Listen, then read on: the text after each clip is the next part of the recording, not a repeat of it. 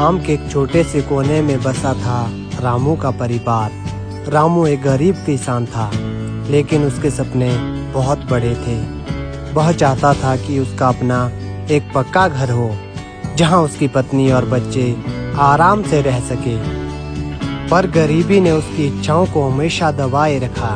रामू का परिवार एक पुराने मिट्टी के घर में रहता था, जिसे उसके दादा ने अपने हाथों से बनाया था।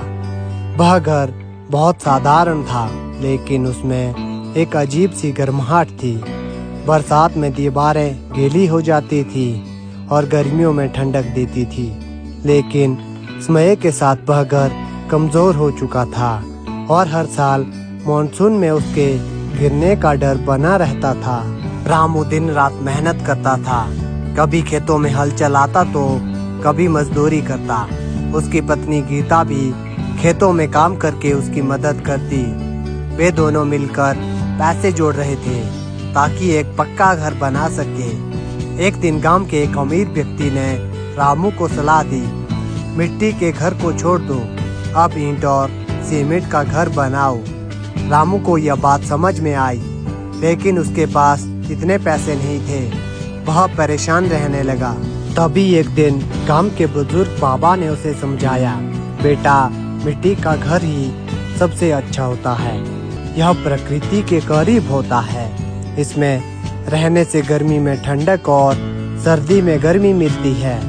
अगर इसे सही से बनाया जाए तो यह पक्के घर से ज्यादा मजबूत हो सकता है। रामू को यह विचार पसंद आया। उसने फैसला किया कि वह अपना घर खुद बनाएगा, लेकिन इस बार कुछ नई तकनीकों के साथ। रामू ने गांव के कुछ कारीगरों से सीखा कि कैसे मिट्टी को मजबूत बनाया जा सकता है।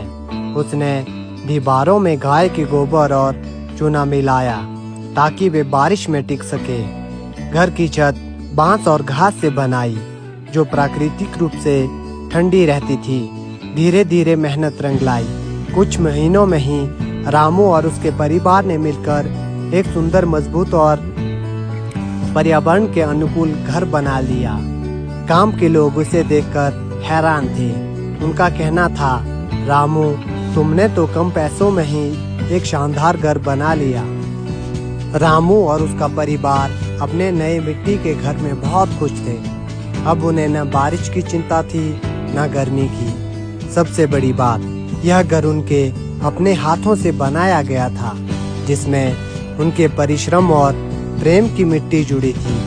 यह कहानी हमें सिखाती है कि अगर हम बुद्धिमानी से काम करें तो सीमित संसाधनों में भी बड़े सपने पूरे किए जा सकते हैं। प्रकृति के करीब रहकर हम न केवल अपनी जरूरतें पूरी कर सकते हैं, बल्कि पर्यावरण को भी बचा सकते हैं।